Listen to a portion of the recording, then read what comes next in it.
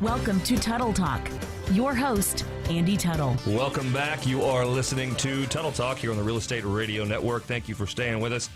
Remember, you can reach out to us during or after the show on our off-air hotline. It's 469-319-0660. Or if you want to just get the resources to the show, aren't quite ready to talk, you can text the word talk to 469-319-0660. We've got a very successful man and a very successful company here with you today. The CEO of Cookies by Design, Jack Long, is sitting here with us today. Jack, welcome to the show. Thanks, Andy. It's a pleasure to be here. Yeah, glad to have you here. Now, it's not just cookies we're talking about here. Not just your run-of-the-mill chocolate chip cookies. No. These are very fancy cookies. Yeah, they're works of art. They are works of art. And if you go, and the website's cookiesbydesign.com, so you want to go check that out. You can see all their arrangements. So, you say you're a cookie company, but you're also more than that. Yeah, we're primarily a gift company. 30 years ago, our founder, Gwen Gillum, found herself an unemployed mother of one up in Tulsa. And she kind of recognized there wasn't really gifts for guys. If you're in a hospital and you're a lady, it's lovely to get flowers. If you're a guy, not so much. Right, you get the flowers like, Exactly. Give them back to your wife, re-gift them. But so she recognized that, and she put together cookies and flowers in a cookie bouquet. We were the original cookie bouquet company. And from then, that humble beginning, she packed up all her belongings, put a dog in a Jeep, and drove to Dallas to create her first store in 1983. And we're a franchise company, so now we're up at 100 locations across the country. Wow. Our revenue is about 35 million. In cookies? In just cookies alone. And we have ambition to go international, but, we're consolidating at the moment. John Butcher's responsible for $12 million of that revenue. He loves him some Cookies by Design cookies. So you're already been very successful. That's a great story. That's like the first set of these kind of gifting deals besides flowers. I didn't realize how long, 30 years, I didn't realize how long you've been around. Right. And so you guys have obviously made some advancements. You're into the online space very heavily. You've got a great presence there. Obviously, you have 100 franchises around the nation. That's enormous, and I'm sure that's just the start for you guys. Yeah.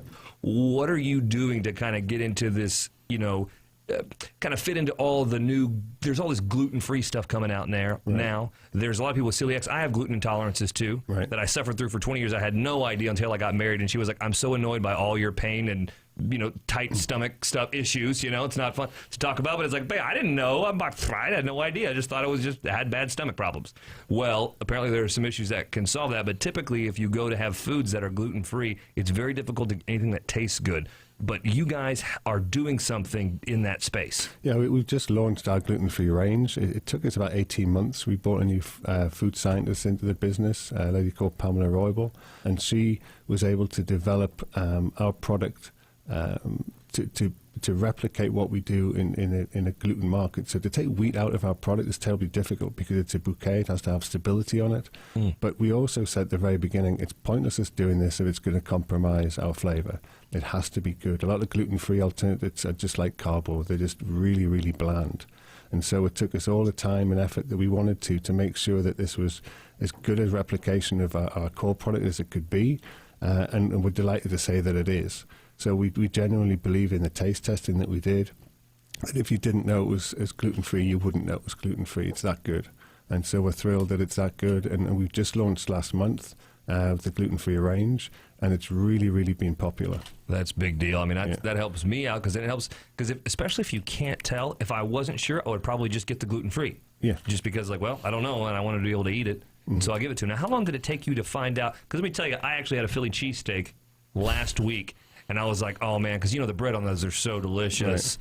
Right. And I was like, oh, give me the gluten-free version because they had it. Right. And I was like, I'll take it. And it ruined the delicious Philly cheesesteak sandwich. So I'm a little skeptical, of course, or I was a little skeptical about the cookie thing until after meeting you, of course, and getting this. I was like, oh, no way. But you said it actually, how long did it take you to get up with this recipe? Because it didn't just happen overnight. No, about 18 months to get it right. And then you have to go through, you have to appreciate that there's, 2 million celiacs in this country just now, but there's 20 million people with what you have, which is a gluten intolerance. And it is a serious issue. It's genuine pain, from the acute, which is extreme pain, all the way to mild discomfort. Right, like the annoying kind of, oh man, this is just not fun. Yeah, and so what we do, we had an acute celiac, is the wife of our Chip Streetside director of production. She was our taste guinea pig all the way through this. We kind of knew if at any stage she fell over, we were doing it wrong. And all the way through, she was delighted. Her and her sister are celiac, and then they were thrilled that they could actually enjoy something that they've never, ever had the opportunity of having before. So it was great for us to have that kind of resource close by. And, you know, when if you think about just the DFW area, there's 500,000 people with gluten-free intolerance. You know, it's 6 to 8% of the population. And that is a huge amount of people that just are wandering around saying, you know, just spare us some love, and that's what we're trying to do. Well, that's a lot of foresight you guys had, knowing, of course, doing your market research, right, finding how big the market is, not only here in the state, but and in the city, but also nationally, and then to invest the money, because you got to go get a new food scientist. That's not cheap. No. You got to spend all the time and do all the recipes that aren't right. Right. And that, a lot of companies just don't do that. That's why they're just turning out cardboard. Yeah, and the FDA regulation is that your product has to be less than 20 parts per million of wheat trace. And ours came in, we sent them to the lab, the highest one was about 14, so we were way under. But it's very, very strict, because if you go above that, you're not allowed to market yourself as gluten-free.